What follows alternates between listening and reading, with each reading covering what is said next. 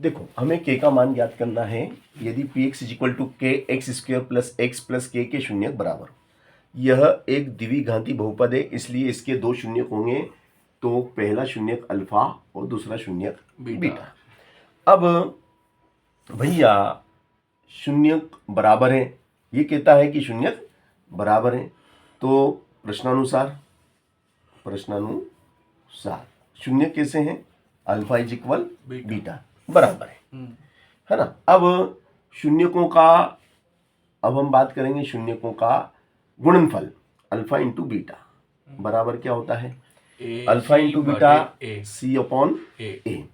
तो अब भैया अल्फा किसके बराबर है? अल्फा बीटा के बराबर है। तो अल्फा की जगह बीटा लगा दो, अल्फा को हटा दो, अल्फा की जगह बीटा रख दो, और बीटा तो बीटा है ही है। सी कितना है? इसको हम सी बोलेंगे, इसको इसके आगे एक है, एक हमारा बी है और ये के हमारा ए है। ए बराबर के, बी बराबर एक और सी बराबर के। तो सी कितना है? के। ए कितना है? के है ना, ठीक है ना। तो अल्फा बीटा इंटू बीटा क्या हो गया? बीटा स्क्वायर, और के से के कट गया एक बार, बराबर में एक आया ना। तो अब बीटा बराबर क्या हो जाएगा भाई साहब? देखो बीटा वर्ग हटेगा तो क्या लगेगा? वर्गमूल। तो बीटा बराबर एक। तो एक का वर्गमूल प्लस माइनस एक में लिखा जाता है, या तो प्लस का एक लो या माइनस का एक, है ना। वर्गमूल के बाहर आती कोई भी चीज तो प्लस माइनस में आती है। तो बीटा के दो मान आए। बीटा के कौन से दो मान है? +1 और बीटा का -1। तो बीटा के दो मान है तो अल्फा के भी दो मान होंगे। अल्फा भी +1 होगा और -1 होगा। अब ये कहता है कि के का मान ज्ञात कीजिए। तो देखो अल्फा धन बीटा क्या होता है?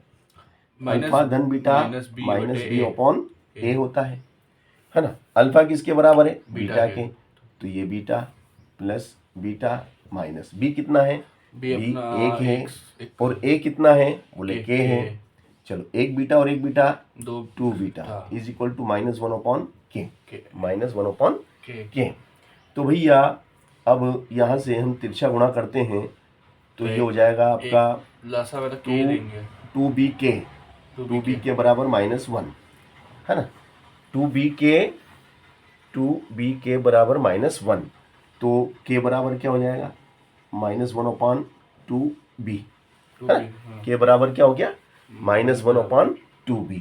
तो b बराबर आप क्या पुट करेंगे? देखो b बराबर अगर आप मान लो एक रखते हैं, b इज इक्वल टू क्या रखा आपने? प्लस का एक। क्या का एक रखा? प्लस का एक रखा। तो देखो के बराबर क्या हो गया? 2 एकम 2, एक उत्तर आ गया।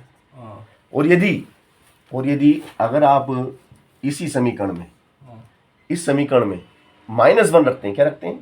-1। पहले तो आपने ऊपर वाला रख दिया +1, अब नीचे वाला -1 रखते हैं तो क्या स्थिति बनेगी?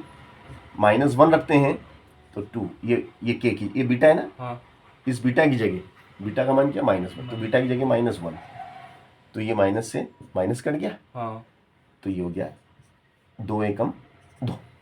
तो अगर आप +1 रखते हैं तो -1/2 आएगा। अगर -1 रखते हैं तो +1/2 आएगा। मतलब -1/2 +1/2, दो उत्तर आएंगे क्योंकि बीटा के भी दो मान है। तो इस प्रकार से हमने आपको के दो मान निकाल के दिखाए, +12 और -12, +12 -12, इसके दो मान आपके आएंगे।